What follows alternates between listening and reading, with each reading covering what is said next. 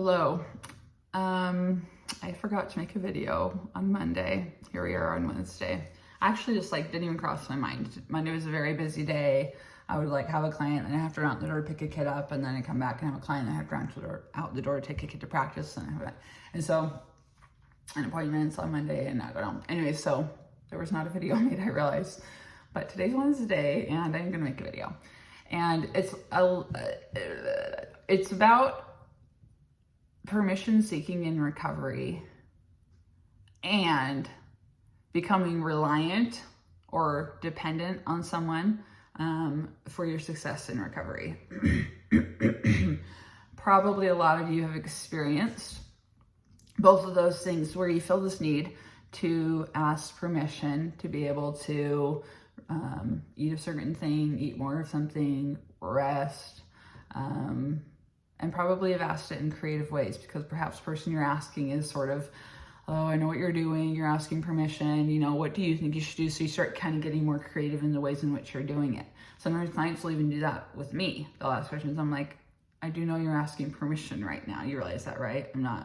I'm saying right through what you're asking. And I'll be kind about it, but I will try to redirect the question to them because you, person that's listening to this, assuming that you're the one trying to recover, if you're a support person, then this is also going to be a very helpful video, but the person who's actually trying to recover is the one that at the end of the day is going to have to give themselves permission to do recovery, permission to do the things that really scare you.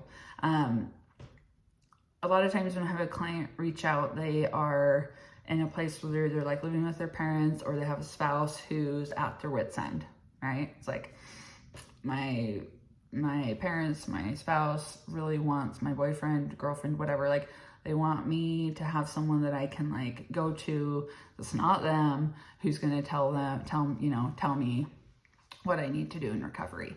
And most people who have reached out to me already know what they need to do in recovery because they've watched my videos. I mean, I don't do a lot of marketing. Really, the only way that I'm getting clients is through my videos and word of mouth.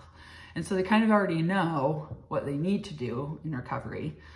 And if they don't, man, I've really failed at the hundreds of videos I've made in explaining what you need to do in order to recover. But sometimes just saying the words isn't enough. And so trying to explain the feeling that you need to have in order to recover, I thought might be helpful. Sorry, I just showed her.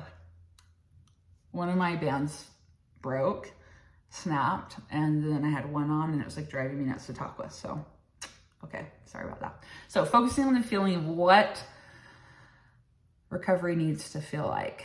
It does need to feel like you are in the driver's seat. It does need to feel like when no one else is around, you're able to make decisions that are going to be pro-recovery.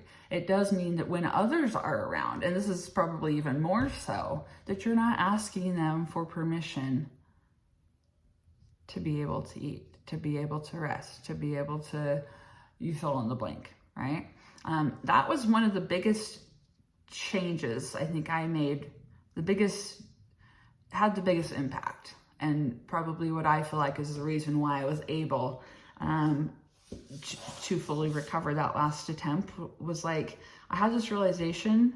I'm I have relied on my husband for so many years to help me through recovery and helping me make up plans and helping me to stay accountable and asking him to text me at these times of day and all of these things. I had heavily relied on him to do those things, and they were always just so short-lived, right? It's maybe we made it a week of doing that, or maybe, it had been a couple weeks, at most, before I would just be nothing, I can't do this. My brain wasn't changing at all.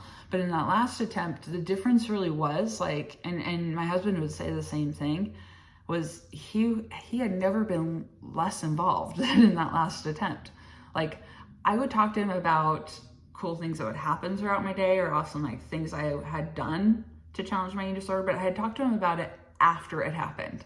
I'd already done it, and I was just super stoked about it, and I was like, hey, guess what I did today? Or today was such a fabulous day. I did so many things. Okay, listen to this, and he'd just be that was awesome, right?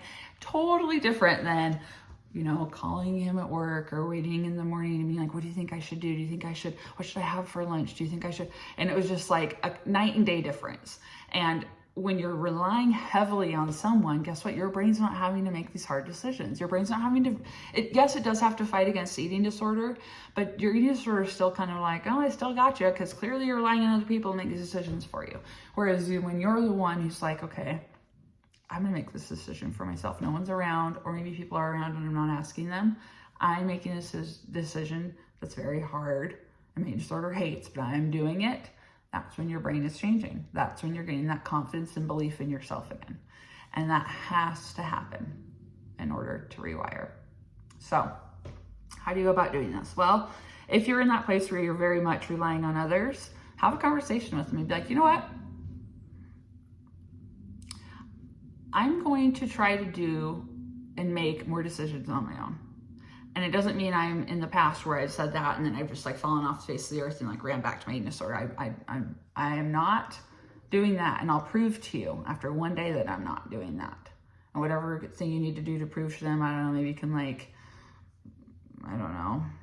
tell them about it at the end of the day, or sit there with them and eat it and not have to ask them for permission. Whatever it is that they're just like, okay, they're getting this reassurance. Okay, she or he's doing this, because sometimes there's a lack of trust.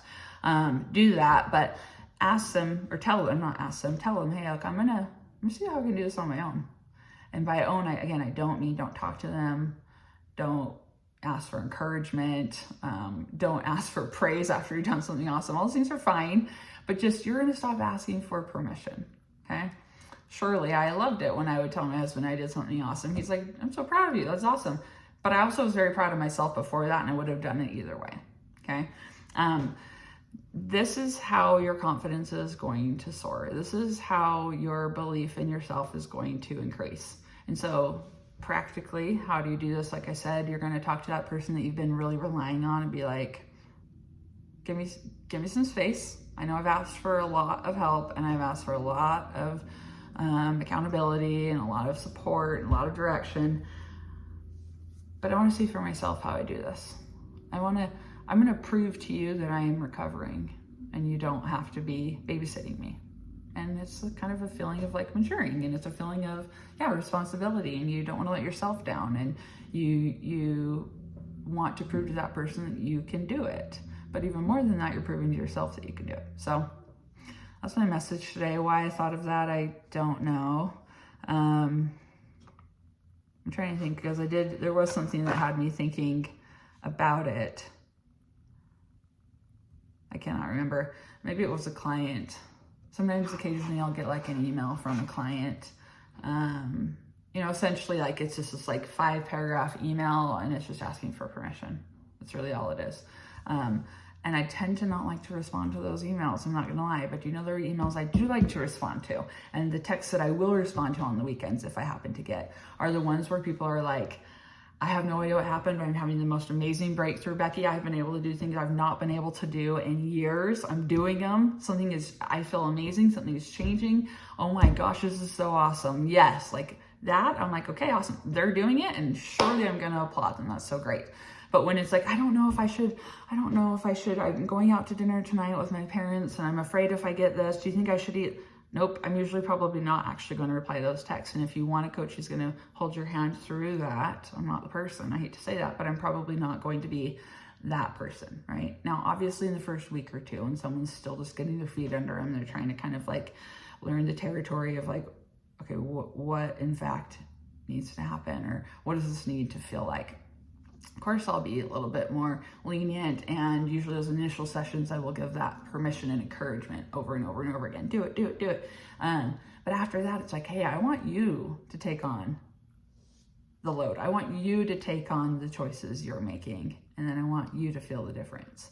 And so that feeling, yes, is very much like if I'm out on an island by myself and nobody's around me, I have no idea what I'm doing, but there is buffet of food, I know I'm going to go and eat it because I am hungry and I'm in recovery, right? It needs to feel that way versus I have to have someone around me, or I have to have someone that's checking on me, or else I can't do it. Such a difference. One is confident and one is timid, right? One is bold and one is scared. And so which one are you going to be? I hope it's going to be the one that's going to get you somewhere in recovery and somewhere that's going to actually help you rewire. that's my message to you today. Have a wonderful day, and I will try to make a video on Friday. Okay, bye.